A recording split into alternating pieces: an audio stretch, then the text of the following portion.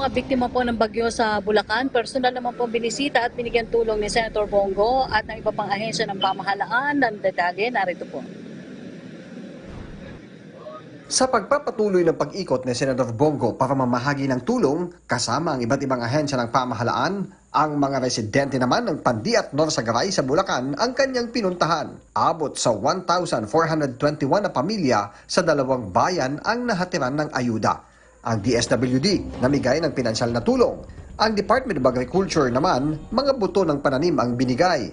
Habang may financial assistance din sila sa mga kwalipikadong magsasaka at mangingisdang naapektuhan ng pangkabuhayan dahil sa dumang bagyo at pagbaha sa ilalim ng Enhanced Kadiwa ni Ani at Kita Inclusive Food Supply Chain Program. Habang ang DTI at National Housing Authority ay nangakong magbibigay ng tulong para sa livelihood at pagpapaayos sa kanilang mga bahay.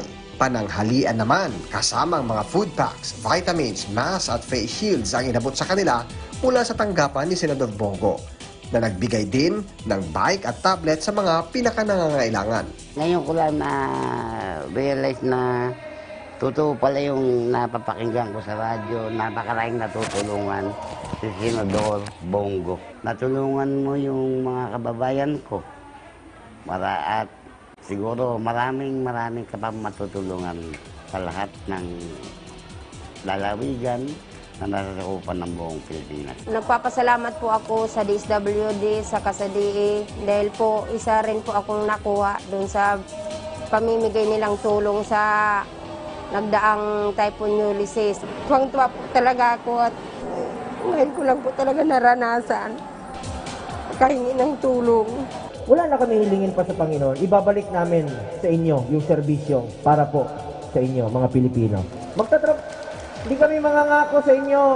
Kita mo si Pangulo, hindi naman siya nangangako, kaya kong gawin ito, kaya ko yan, ganito, hindi.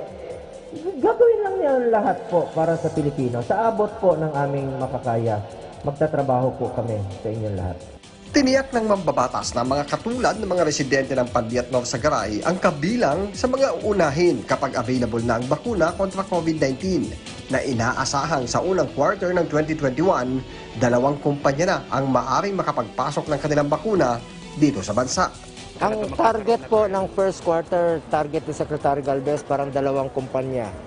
Next quarter naman po, madadagdagan, maging 3, maging 4. So, third quarter, magdagdagan. Unti-unti, maraming pumapasok na mga kumpanya, natatapos na sa kanilang mga clinical trials po.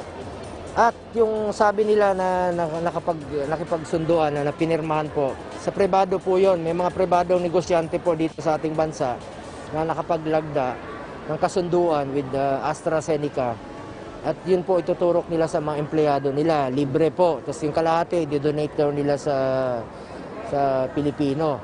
So, ang issue rito is dapat maging safe muna bago nila ibigay. Walang papayag magpapa-inject niyan, sigurado ako, pag hindi sila siguradong safe.